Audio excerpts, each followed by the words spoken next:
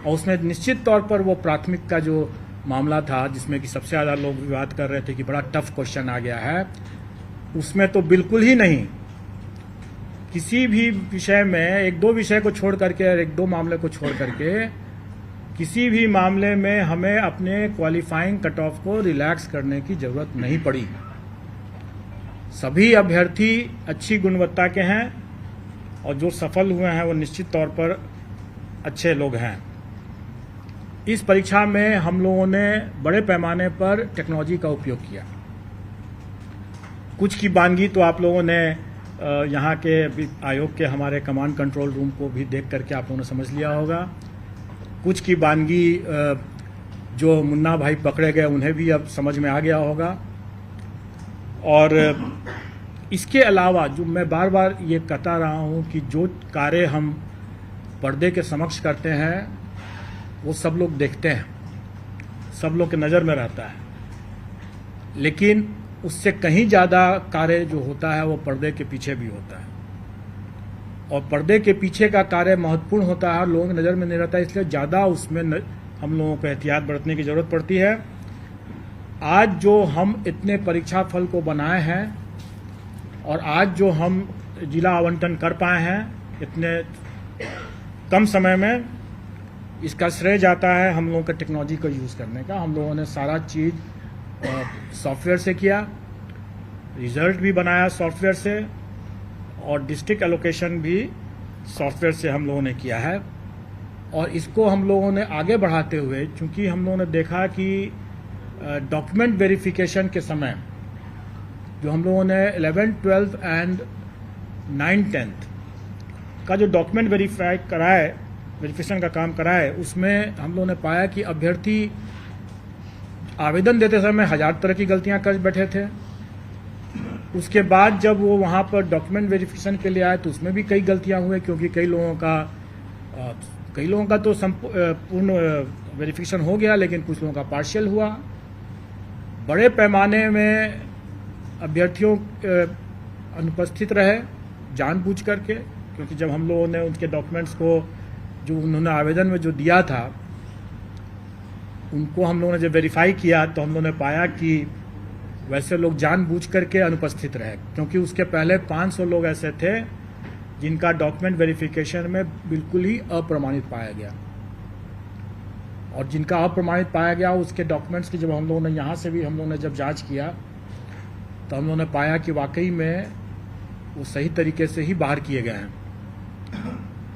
और शायद उन लोगों को ये भनक थी कि हम लोग उस पर कड़ी कार्रवाई करेंगे, और इसीलिए बड़े पैमाने पर कई अभ्यर्थी डॉक्यूमेंट वेरिफिकेशन के लिए नहीं आए।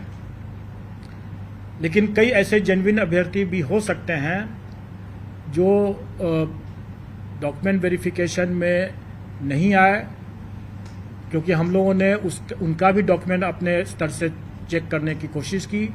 कुछ लोगों का पार्शियल वेरिफिकेशन हुआ था, उन लोगों का भी हम लोगों ने डॉक्यूमेंट देखा। इन सब कठिनाइयों को देखते हुए हम लोगों ने यह निर्णय लिया कि हम लोग को इसमें भी टेक्नोलॉजी का उपयोग करना पड़ेगा, क्योंकि हम लोग ये सारा कार्य खुद नहीं कर सकते हैं। इतने बड़ी संख्या में जब ये हो रहा है तो हमें विकेंद्रीकृत दस्तावेज सत्यापन प्रक्रिया स्थापित करनी होगी, और वो हम लोगों ने किया। डिसेंट्रलाइज्ड डॉक्यूमेंट वेरिफिकेशन की व्यवस्था हम लोगों ने किया, जिसमें हम लोगों ने टेक्नोलॉजी एक लगाया है कि जो भी डॉक्यूमेंट अभ्यर्थी हमारे यहाँ देंगे वो हमारे ही पोर्टल से डाउनलोड करके जाएंगे, क्योंकि हमारे पोर्टल के बिना उससे डाउनलोड अगर नहीं किया हुआ होगा तो उसमें वाटर मार्किंग नहीं रहेगा। इसका मतलब ये होगा कि वो डॉक्यूमेंट हमारे पोर्टल पर नहीं है। तो जो चीज़ हमारे पोर्टल पर नहीं है उसका हम कोई संज्ञान नहीं ले सकते हैं, और इसीलिए हम लोगों ने जो डिसेंट्रलाइज्ड डॉक्यूमेंट वेरिफिकेशन की बात किया उसमें भी हम लोगों ने हिदायत दे दी है कि जो डॉक्यूमेंट आयोग के पोर्टल पर है ही नहीं उसका कोई संज्ञान नहीं लिया जा सकता है। इसलिए जब भी कोई अभ्यर्थी वहां जाते हैं, जो सफल अभ्यर्थी जाते हैं डिसेंट्रलाइज्ड डॉक्यूमेंट वेरिफिकेशन के समय, अपने योगदान करने के समय, अगर उनको लगता है कि कोई डॉक्यूमेंट जरूरी है और वो हमारे पोर्टल पर नहीं उन्होंने अपलोड किया है तो वो बेशक अपलोड कर दें, अपलोड करें और फिर डाउनलोड करें और फिर उसको लेकर जाएं, क्योंकि उसमें वाटर मार्क हो जाएगा। वो प्रूफ होगा कि हमारे यहाँ वो आयोग के पोर्टल पर उन्होंने डाल दिया है, क्योंकि यही बाद में 10 साल 20 साल जब भी खोजा जाएगा तो यही डॉक्यूमेंट रहेगा और ये बहुत आवश्यक है। और इसीलिए इसमें भी हम लोगों ने टेक्नोलॉजी यूज़ किया कि वाटर मार्किंग और उसका रजिस्ट्रेशन नंबर दोनों को हम लोगों ने अंकित कर दिया। इन सब के बाद अब हम लोग कुछ आपको आंकड़े बता देना चाहेंगे जो आपके समझने के लिए होगा। और इसमें 11-12 की जो वैकेंसी थी उसमें 57,602, उसके अगेंस्ट में हम लोगों ने 23,701 रिजल्ट दिया है। यह रिजल्ट कम नहीं है क्योंकि टोटल अभ्यर्थियों की संख्या मुश्किल से 30,000 से भी अधिक नहीं थी। इसमें 23,000 अभ्यर्थियों की संख्या जो थी इसमें 37,000 थी, जबकि रिजल्ट हम लोगों ने 23,701 दिया है। मैं उसका भी आपको विश्लेषण बता दूंगा। अभी हम लोग जो 11-12 का मामला है उसमें 23,701 हम लोग रिजल्ट दे रहे हैं। 9वीं-10वीं वाला जो मामला है उसमें 26,204 दे रहे हैं। और प्राथमिक का जो मामला है उसमें हम लोग 72,419 रिजल्ट देंगे। टोटल हम लोग 204 है 9-10 का, प्राथमिक का है 72,419। टोटल हम लोग दे रहे हैं 1,22,324। और मैं आपको बता दूं कि जो अब आप लोगों को मिल जाएगा, मैं थोड़ी दूसरी बात बता देता हूं, मैं उसके बारे में बता रहा हूं। आप प्रश्न पूछेंगे मैं जरूर जवाब दे दूंगा। अभी मैं कुछ फैक्ट्स आपको बता रहा हूं। 1,22,324 अभ्यर्थी हम लोग के सक्सेसफुल हुए हैं। 1,22,324 टोटल हैं। और अगर हम लोग थ्योरेटिकल मैक्सिमम देखें, मतलब कहने का यह है कि कुछ कुछ विषय में अभ्यर्थी बहुत कम है, वैकेंसी ज़्यादा, स्वाभाविक है कि उससे अधिक हम दे ही नहीं सकते हैं जितने अभ्यर्थी हैं।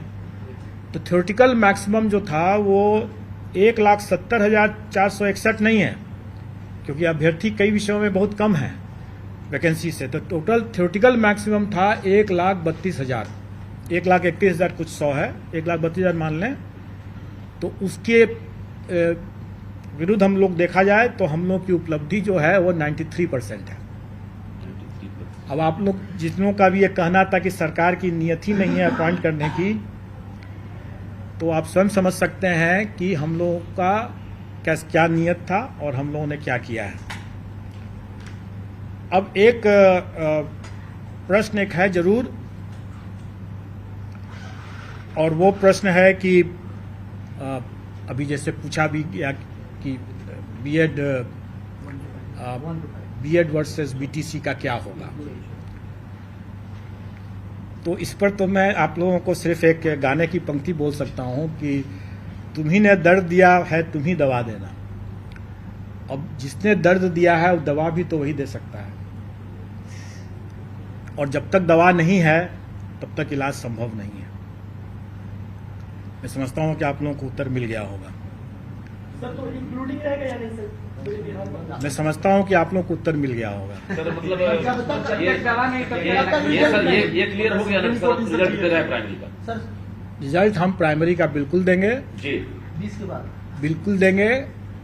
जब निकल जाएगा आप लोग खुद ही हम लोग के पोर्टल से आप लोग पता चल जाएगा। मैंने बता दिया कि जिसने दर्द दिया है दवा भी उसी को देना है, अगर दवा नहीं है तो कोई इलाज भी नहीं है। दर्द के साथ आगे जीवन आगे बढ़ाना पड़ेगा। दुर्गा पूजा से पहले दे रहे हैं रिजल्ट प्राइमरी का सर? हर एक प्रत्येक रिजल्ट जो है वो दुर्गा पूजा के पहले हो जाएगा। पोर्टल पर आ जाएगा, सारा पोर्टल पर आ जाएगा। और मैं तो यही कहूंगा कि हम लाए हैं कश्ती तूफान से निकाल के, तो अब तो सफल अभ्यर्थियों के हाथ में है कि वो कैसे इसको संभाल के रखते हैं। अभ्यर्थी का प्रश्न है सर, वाटर मार्क को लेकर सर, तो उसका मतलब कुछ वाटर मार्क को लेकर अभ्यर्थी लगातार कॉल कर रहे हैं। उसमें जो अपलोड किए हैं सर उस पर नहीं है, कोई अंक कट जा रहा है, तो उनके साथ क्या होगा? कुछ नहीं होगा, डोंट वरी। अगर कोई, जैसे मैंने क्या कहा कि हम लोग इसको पोर्टल को ओपन कर दे रहे हैं, अगर कोई अभ्यर्थी अपलोड नहीं कर सके हैं वो भी वहां पर अपलोड कर लेंगे और फिर से डाउनलोड करके जाकर दिखा देंगे। सर एक सवाल है, आपने कहा सबसे तेज रिजल्ट दिए हैं, लेकिन रिक्तियों के मुताबिक अगर देखा जाए तो नहीं, हमने ये भी कहा कि हम लाए कश्ती तूफान से निकाल सर योग्य ये अभ्यर्थी पूरे तूफान के माहौल से हम लोगों ने कश्ती निकाल के सर लाया। सीटें खाली रह गई, क्या मानते हैं अभी भी योग्य अभ्यर्थी की कमी है बिहार में?